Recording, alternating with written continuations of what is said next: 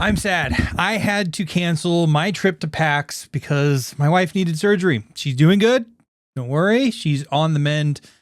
But this was actually supposed to be not only my first time ever to PAX, but also my first time to any convention ever. This really, really disappoints me. So I did what most rational people would do, and I built my own app to house my PAX Unplugged list. No, the app was already done. I built crdbrd.app. So if any of this stuff looks appealing, go check that out because I want to see you in that community. But today I built a way to go and look at all of the PAX games. You'll notice up here, there are percentages. That is your match percent. So if you're not already a part of the cardboard community, you can go right this second, connect your BGG account, bring over all of your ratings, and actually see how you match with a lot of these games. I see a lot of these games because not all of them have rule books. I've done my best to upload the rule books. I need the rule books because there's analysis that happens with these rule books, and that's how I match you with games on the platform. As I go through this list, PAX is sort of interesting in that there are a lot of games that have already hit retail or are just hitting retail. They're relatively new.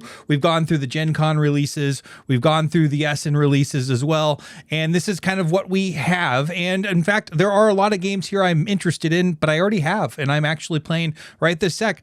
Lightning Train has been pretty darn good. Core of Discovery has been out for a while, and I like it. Critter Kitchen, also pretty darn good. Ember Heart is on my playlist right this second. That is a very high match for me. Soda Jerk is something that I actually did not think I would like as much as I do, and I probably need to make a video on it. That's another one. It didn't make the list, of course, because I already have it, so I'm not anticipating it. The Ahoy expansions, I have had for a long time, and I haven't played them. I've been a little bit busy building this thing. Mystic Manor, I kind of bought on a whim. It's a ghost chasing / capturing game where there's stamps on paper. I still haven't played it yet, but I'm excited about that one. And I think that's about it with the games that I already have. Now I've got 25 games that have piqued my interest. I've done a little bit of research. I can tell you just a little bit about some of them, some more than others.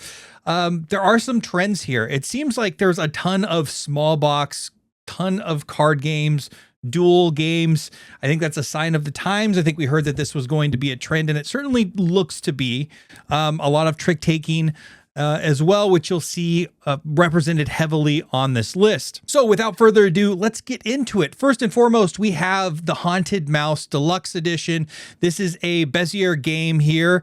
What did I write about? I wrote myself some notes. So it's a letter. I misspelled that. Ladder climbing game. I love ladder climbing games. The hook here is to trap, which basically clears all of the cards in the middle of the table. It's the same rank, different suits. The other hook to this is the cards that you play have to be adjacent to one another, either on the left or right side of your hand.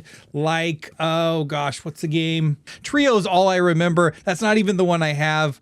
Oh gosh, this is driving me insane. And that's basically Go Fish memory. You've got to play or get the cards on each side of your hand. It's sort of a similar idea here. It's was in or is in a Kickstarter along with the new Rebel Princess, which we might talk about a little bit later. This is near the bottom of my list, but I love climbing games, so I'm all for it. In Capybara Crush, you are playing cards side by side. It's a pattern matching card, and there each capybara has 3 items on top of its head, and you're basically trying to build the longest unbroken chain. You're also matching backgrounds for points as well. It's cute art. It's a capybara. You know, it's near the bottom of my list. Sprout, I could not find a rule book on, so I don't have a ton of information. However, I haven't played anything from this designer. Rabble Games looks like it has a great aesthetic, but I know nothing other than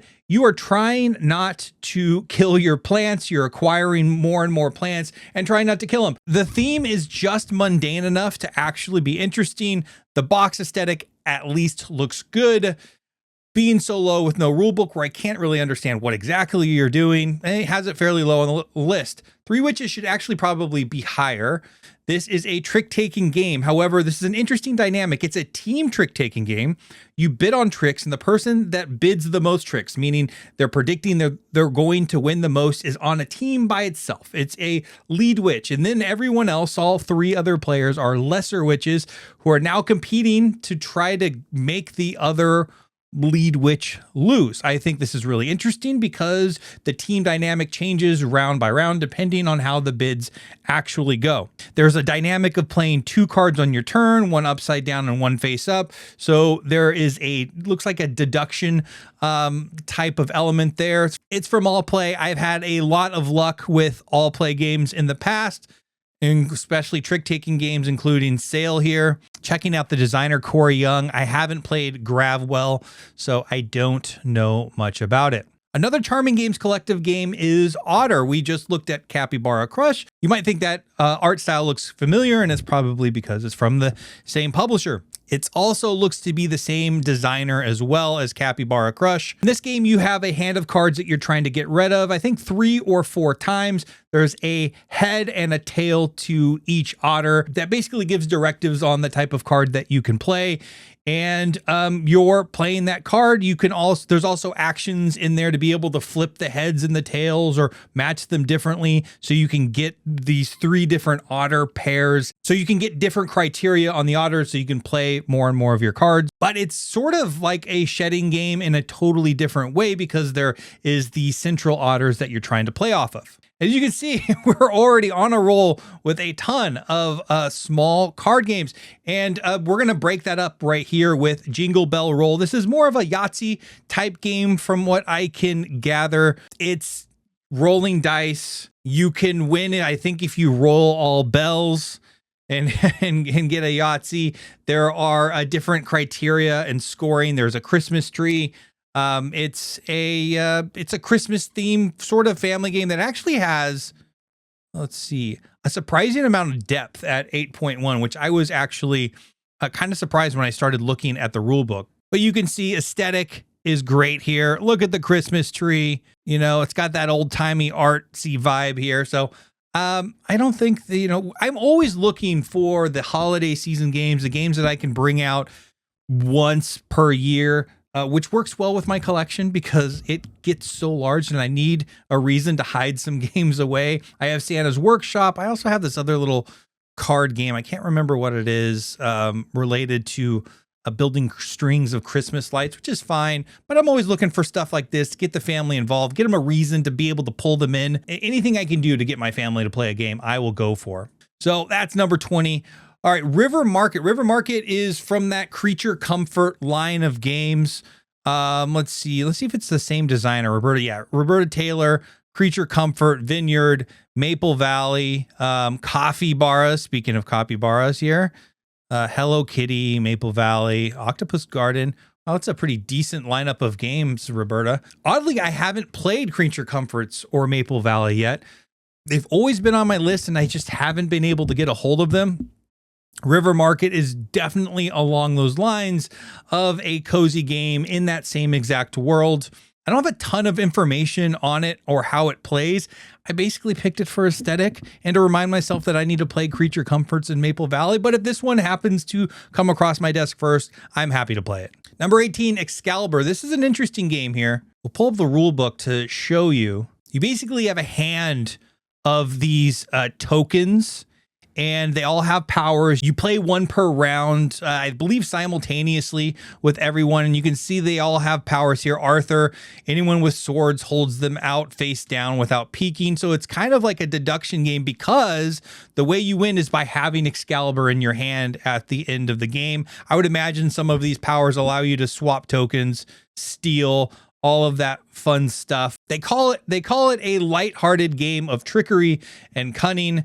We always like that in our household. Anything that has to deal with take that or lying, trickery in particular, we don't need it lighthearted. I mean, we're kind of that type of families. we get joy in others' misery. So anytime I can bring that type of game in here, even though this is called lighthearted, I'm down for. But I imagine you're trying to find the Excalibur and you're trying to get it from somebody else. And all of these different chips allow you to give you the tools to go out and do it. So I'm down. I definitely want to try it. Oh, I see this is Manny Tremblay of Dice Throne, the new chip theory stuff that's coming out of there. So there's some good pedigree on the game anyway. So I bet it's pretty good. Although I do have a really low match percent relative to the types of stuff I've liked in the past. Luck is a little high for my liking in general. Nonetheless, I'm happy to try it. Verdant, Arizona. This is the first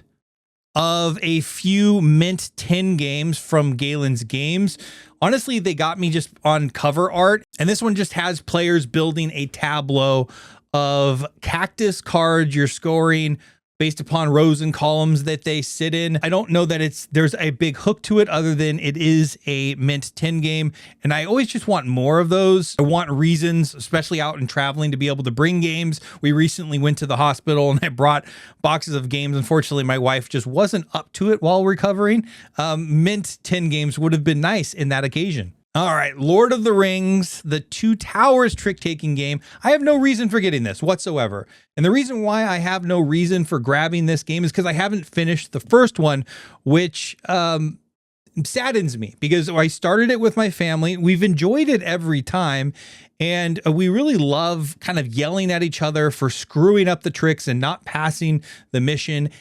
It is incredible. So I will have no business in buying this game, but will buy it absolutely immediately upon seeing it because, frankly, we've really loved the first one. And of course, Brian Borenmuller, the designer, is coming back to design this one. Another Mint 10 game from Galen's Games, Heritage Farms, worker placement, resource management, I suppose. I believe you're trying to basically gather a few of the resources to end the game. No big hooks to speak of here other than to just say that it's another Mint 10 game. It's a worker placement / Euro game that I can put in my pocket. I don't have one of those yet. The art looks really cool here.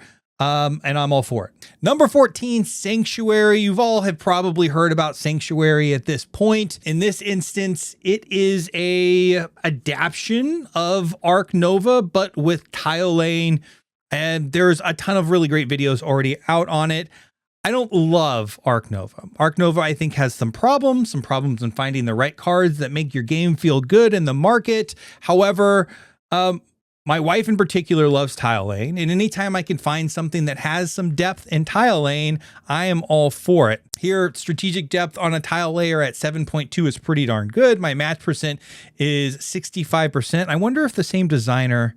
Yeah, okay, so it's from the same designer as Ark Nova, which totally makes sense. Next up, number 13th was Seashells, and when I looked at the pictures here, and actually I think I loaded some on the app, beautiful, absolutely beautiful.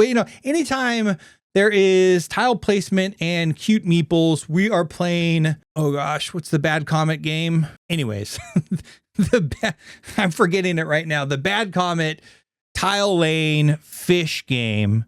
And we love all the little fish meeples. So I thought this was just another one, but no, it is a tile drafting / tableau building game where you're drafting these tiles based upon where the bucket lands.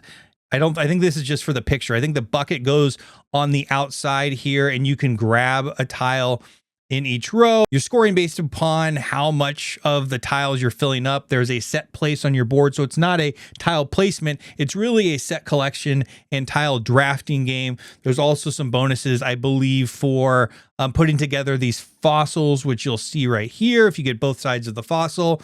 Regardless, it looks fun. And Zombie Princess. Zombie Princess is the next in line to Rebel Princess. Rebel Princess is great where you're trying not to win tricks that have frogs, I believe it is, on the card. There's the Frog Prince card, or I forget what the symbol is, but you don't want to win princes or the Frog Prince card. You're trying to do everything you can to not win the tricks when those are in. There's also asymmetry with the different princesses, which are great. There's round by round differences depending on cards that are out on the table. It is just a really great trick-taking experience for somebody that wants kind of that next level. But even we've played it with my in-laws who don't typically love super high complexity games. And this is certainly more, I don't know, more complexity than the typical trick taker. From what I gather in Zombie Princess, there's a difference here in that you bid for tricks, and then you, depending on if you're winning the right cards with, I think, zombie symbols on them this time, you can change the number or buy your way to hit the correct bid if you hadn't won the right number of tricks, if that makes sense. So it definitely looks like it's a slight spin. I don't always love the bidding games, although Skull King, I love to bid 0 and try to win nothing. That is always fun for me for whatever reason. But it does add a lot of stress when you look at your really great hand and you have to win a certain number. I'm just not as good as that. I feel like the actual 0 win play is such a strategically wonderful moment in my trick taking experiences. Regardless, Zombie Princess is high on my list. We'll see if I need another one, but it's the same thing. Has asymmetric powers, round by round adjustments based upon the round adjustment cards. So it's fairly high on my list, sitting here at 12th. Formaggio is a pretty high on the list for a game that is a follow-up to a game that I really didn't like until I realized that we were playing wrong. Yep, that's right. We were only placing 1 cheese per turn, which really made the game kind of suck. And I guess there's rules for a reason. Then I found out after playing on Board Game Arena that you place 2 cheeses or can place 2 cheeses on a turn. And I ended up really liking it. My wife oddly doesn't like this game very much, and I won't get her to play it, but I've really liked, I don't know, the strategic depth that's along with Fromage. And if you haven't played Fromage, it is a cheese placement game, and there's 4 different mini games, and the board turns 1 spot, so you're playing a new mini game every single turn, placing cheeses, trying to get your cheeses in different orientations for different types of goals. And there's a really fun timer element depending on the type of cheese you placed. You might get your person back to be able to place again. I probably owe a video on this, but you all know what Fromage is at this point. So a new version of it. I believe this is standalone, not an expansion. And of course, it's by the same designer. Oh, I didn't know that they designed Search for Planet X. Long list of games here. Regardless, I'm happy to play this one. Next up, Wonderland's War Duel. And I owned it, but I think I sold it to start this channel. I sold a bunch of my expensive games early on to get this channel started. But Wonderland's War was a game that I had owned, especially with the beautiful little chips. And I've always wanted to get it back, but I didn't because I heard it wasn't great at 2. And it overstayed its welcome. So now enter Wonderland's War Duel. I think this is the time that I come in to the Wonderland's Warverse. I don't know. Regardless, I think this is when I finally try the game. I think it's essentially a very similar game. I don't know if they've changed a ton to accommodate the 2 players. Hopefully there's not a lot of upkeep. I also haven't been big on these dual games, these 2-player only games, not because I don't like them, just because I haven't got them. I think there's a bunch out there that I should probably try at this point. It would also make sense because that is my most common play count. Looks like we're with the same designer here who's also done Tidal Blades, March of the Ants, Leaf, Canopy, so on and so forth. I would be really excited to play this one. That's why it's pretty darn high on my list. Dirt and Dust. I just watched a MVM video on this and it got me kind of excited. Deck building, racing game that's not a racing game. Deck building about racing. It's just as much as preparing for the race. In a rally car, there's always a navigator. So it's trying to look at maps and anticipate where the different corners are, so on and so forth. There's no track in this game. You are fully building a deck, and they said some pretty good things about it, so I'm excited. And I believe this was one of the really big, hot Essen games in the recaps that I watched there. You have me at deck building. I don't know what the pedigree is on this. Designer of Kutna Aura. This is another one that's been on my list that I just haven't pulled the trigger, but I heard incredible things about. So it has some pretty good pedigree there. And it's an Albi game. The most recent game that I played from them, Tea Garden, which is a foreshadow to some other games coming up on the list. With one of my favorite designers was Tea Garden, which is a totally underappreciated game, a deck builder, but not a crazy deck builder. It was a really great and fun game that I actually played quite a bit, that I probably need to do a video on. Not at all related to Dirt and Dust. Regardless, Dirt and Dust is pretty high up there. And that foreshadowing was partially for Pondscape. Pondscape from Pink Troubadour comes from one of my favorite designers, an up-and-comer who all of a sudden came into the limelight, has one of the games of the year for me that I've discovered. I think it was this year. It's been a while, but SETI, I absolutely love SETI. Galilei, I owe a video. I actually have a bunch of games. I've just been building this app forever, so I haven't got around to actually playing them, but I owe a review on that. I had a really great 5, 6, 7 plays of that. It's waned a little bit, but a great game. And then Tea Garden, an underrated, wonderful game. It's also done the Asylum, Aquaria, which might show up on the list a little bit later. But Pondscape mostly is on this list because of Thomas Holick. I've had great luck with everything he's done. This one is a little bit different. It's a tableau building game. I don't really know much about the hook. It's the designer that's doing it for me. And yeah, that's that. Layers was one that wasn't on my radar whatsoever. It is another KTBG game. Like I said, a bunch of them on this list here. And it got me here. You can see there is a dungeon. You are building a dungeon for the opponent to go through, and they are building a dungeon for you to go through. I thought that was such a cool dynamic, you know, trying to really ruin someone else's day while they're trying to do it for you. Talk about interaction. I love that. That is such a fun little hook. It also just, like, you know, looks cool, has cool little meeples, cool little slimy guys on there. I'm all for that. Next up, Terrible Quest. This one, I put some pictures on here as well, is very interesting. I don't know that it lasts forever for me, but I definitely want to play it.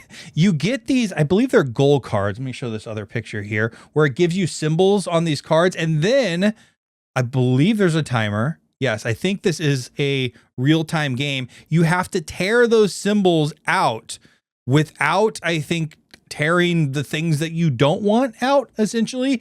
It also says that there are negative symbols underneath these as well. So I'm not sure on how all of the scoring will go down, but I thought, you know, if I'm all about at this point, especially as my kids get too old to like do stuff with their dad, just to try to get some gimmicky kind of weird stuff that aren't a boring board game. And I think this might be it.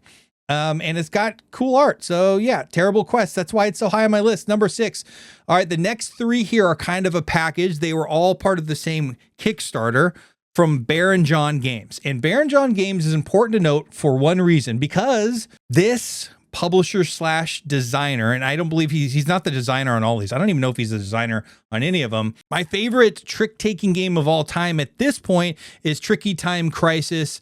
I did a full video, by the way, on a trick-taking game battle, and I actually owe more videos on that series. It didn't do very well.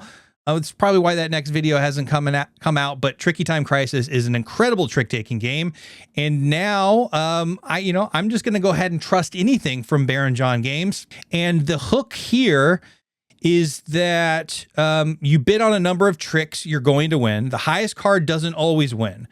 If there's no wolf suit, the laziest pig wins, so the lowest card. And if there's a wolf suit, the highest number wins, which I think is a cool little, thematic addition to what is, a really abstract type of game in a trick taker. There's also Huff and Puff cards that are extra cards that you get that you can play on top of the cards in your hand to increase their value, helping you win the tricks when you really need it. You also get negative points if you have those Huff and Puff cards left in your hand. That's important because you're bidding for the number of tricks.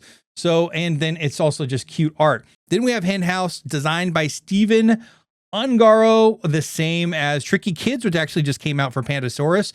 And what we had just looked at in 3 Tricky Pigs. This is a card shedding game where there are 4 suits. I believe they're suits. Well, there's 2 colors and 2 suits. There's eggs and chickens, brown and white. You can play chickens with chickens. You can play color with color, so brown cards. So you could play a brown egg and a brown chicken, or a white egg and a brown white egg and a white chicken together. It's an interesting little hook to a genre of game that I already love. 3 Tricky Pigs actually probably need to move up. I'm probably more excited about that than Hen House. Regardless, you know, it is what it is. Mystery Tricks is something I like. I don't know if you recognize this. We might have a little bit of a rip-off situation, a little Scooby-Doo situation here in Mystery Tricks. And I am the most excited because this is actually designed by my favorite trick-taking games designer in John Barron, who, like I mentioned, had done Tricky Time Crisis. I have to play this one, Power Tricks. Mystery Tricks is a cooperative trick-taking game where there's a bit of deduction because you play cards upside down, but the suits are actually printed on the back of the card, hence the mystery, but the rank or the number is printed on the front side of the card that's upside down.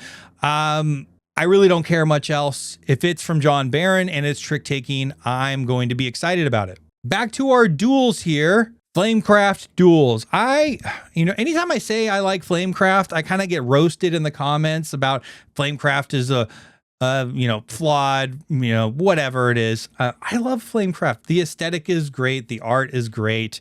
It's beautiful. Manny Vega, great, is our designer here. Some really great pedigree with designing Flamecraft. However, this one is totally different. You are drawing tokens out of a bag and playing them on a board. You can play them on top of each other. Depending on the type of token that you're playing, you can fire them up, just like firing up the dragons in Flamecraft to do special things. Probably manipulate your board. Oh, I guess I could look at the rule book here. So you can play them on the tableau. You can even stack them. I don't know what the hook is on the stack. I guess I could read this a little bit more, but depending on what token that you played, you can play another dragon. Depending on the symbol, and some of these have multiple symbols, you can fire it up for special abilities like play another dragon, pull 3 dragons and place 1 if you're a crystal. So it's a fun little, like, keeping the same theme of these different resources and firing up dragons, but there's a spatial puzzle to do. This is right up my alley. My wife likes Flamecraft. I like Flamecraft. It's cute. It's a 2-player game. That's why it's so darn high on the list. Roast me in the comments right this second about how much you hate Flamecraft. And number 1, I've been looking at this one for a while here, and this is Aquaria. And the number 1 reason, once again, Thomas Holick. SETI, one of my favorite games of all time. In Aquaria, you're trying to build the best aquarium. This is the mechanics or hand management, set collection, and worker placement. Publisher Delicious Games. Underwater Cities, another incredible game there. The other thing to note is the depth is incredibly high. If you don't know what the depth score is, it's basically kind of counting the number of different strategies that can be used to kind of win the game or specialize in. Asymmetric games in particular score really high in depth. It's another kind of measure for replayability. I love high depth games. Luck factor is low, which I'm fine with. I'm kind of in the middle. I do like some luck in my games, but this is very low luck game. Not as much player interaction as I'd like. However, the complexity and rules overhead are right in my wheelhouse, which is great. I'm just excited to see what Thomas Holick has in store for me next because, like I said, everything I've played, I've really enjoyed. And SETI is one of my favorite games. I just think it's great how innovative Thomas Holick is. So I'm there for anything that he's bringing to the table. And this is one of the heaviest games that I found on the list that I'm interested in. A lot of this stuff has been card games and, small box games, trick takers. So this is the one meaty thing that I am really sad that I'm not going to see and or play at PAX. I was really looking forward to it. There's always next time. And with all of that said, that is it. You can right now go down in the comments and go check this list out. If you already signed up for Cardboard, each one of these games, you can see what your match percent is in looking at the list, or right this second, you can go and see, and these will be ranked automatically based upon your preferences on how likely you are to like any of these games. I have basically anything that's listed as a PAX game, but published before 2025 is totally filtered out of this. Go through and look at them. You also will find some games that don't have a match percent. That just means I don't have a rule book for them. If you want to see what your match percent is and you have some time, go find the rule book and upload it, and I'll get that processed, and we will see how you match with a particular game. Hopefully we can find you some great games, or maybe help you save some money and not fall into that FOMO trap that all of these conventions inevitably, frankly, are. And with that said, thank you very much for being here. If you want to be a part of the Cardboard journey, go join the Discord down below. And most importantly, go join Cardboard. It's free. I'd love to see you over there. I'm building more and more stuff all the time. There's a ton of new things that I have implemented in this. If you were there early and bounced off for whatever reason, you couldn't import from BGG. Now you can. It was a little buggy. Well, it's probably still a little buggy, but I think there's a lot of really cool stuff in there right this second that I'd love to get your feedback about. I'm trying to build the greatest board game community of all time, and for it to be community, I need you there. So thank you very much. Have yourself a great day.